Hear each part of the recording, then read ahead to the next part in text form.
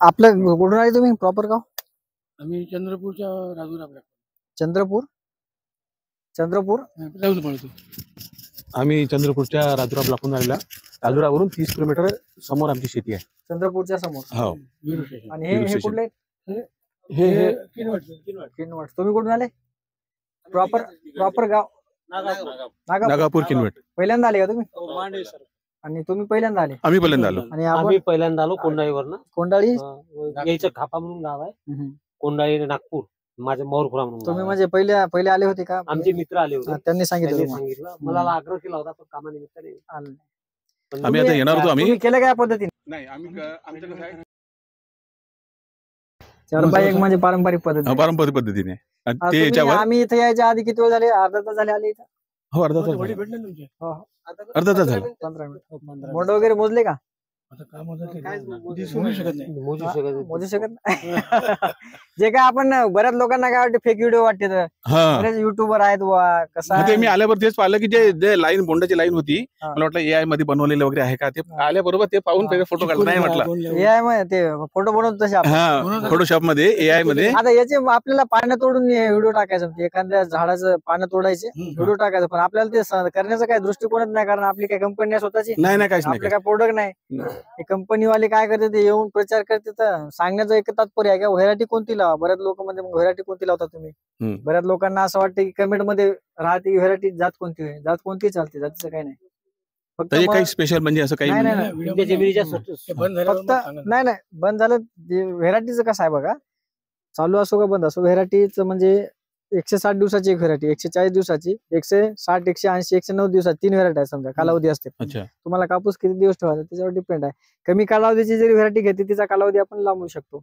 पण पाणी देत राहील तर बोंडसडचा प्रादुर्भाव समोर जास्त येते. पाणी देण्याचं सुद्धा प्रक्रिया आहे समजा. हो.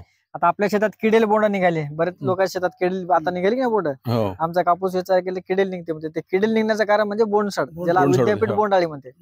जोपर्यंत त्याच्यावर संशोधन होणार नाही तोपर्यंत आपलं उत्पादन शेतकऱ्याचं, जसं की इथं 200 बोंड लागले, याचे 100 जरी फुटले समजा तरी 20-25 पर्यंत येईल.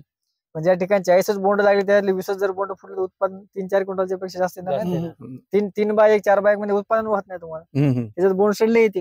हो. पण आपल्याला सांगितलं ते बोंडाळी, मग कीटकनाशक मारतो. गुलाबी राहते. हा, आपण कीटकनाशक काही राहते. नाही ना, तेच राहते. तुम्हाला दाखवतो ना मी. या 7 आम्हाला 7 झालेला आहे पहिल्या तोडणीला. असं का? हो. झालं ना. मग आता एक होते डबल खतम होते मग. हो. तुम्हाला दाखवतो बोंडसड कशी राहते. त्याच्यामध्ये आहे 5-10. पहिले तुम्ही आम्ही रोज तुम्ही ते नाही बघा. आता हे वरून एकदम क्लीन दिसायला बोंड आपल्याला दिसायला एकदम क्लीन. तर आता बघा या साईडने गेले आहे 100%. किती टाकतात जाग येते शेतामध्ये लईच कमी आहे. तरी क्लीन आहे. क्लीन आहे. एकदम. शोधून सापडत नाही कधी गड्डा पाहून करा. नाही, गड्डा नाही.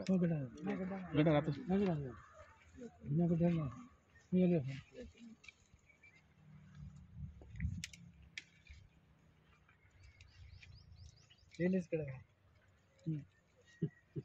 याचं ते नाही. फर्स्ट याच्यावर झाल्याबरोबरच हे नाही. असं म्हणताय काय 10-12 बोंड फोडले तो एखादा सापडते. गेले या साईडनं. आता हे काय होते, या साईडने किडेल निघते. ते उत्पन्न होते त्याच्यातच. हा, हे बॅक्टेरियाची आळी आहे ना. जसं तुम्ही एखादा टिफिन डब्बा शेतात ठेवला त्याच्यामध्ये ऑटोमॅटिक काय पतंग जाऊन अंडी थोडी टाकते. त्याच्यात आळी दिसते 8 दिवसात आपल्याला त्या डब्यात खोलून पाहिल्यावर. तसं हे आता खोलून पाहिलं, हे सडलं, हे याच्यात आळी येते. हे किडेल निघते हे बोंड या साईड. हे पाकळी फुटते. पण याला विद्यापीठ काय म्हणते, बोंडाळी म्हणते. आणि याचा प्रादुर्भाव काळ्या जमिनीमध्ये 100% आहे.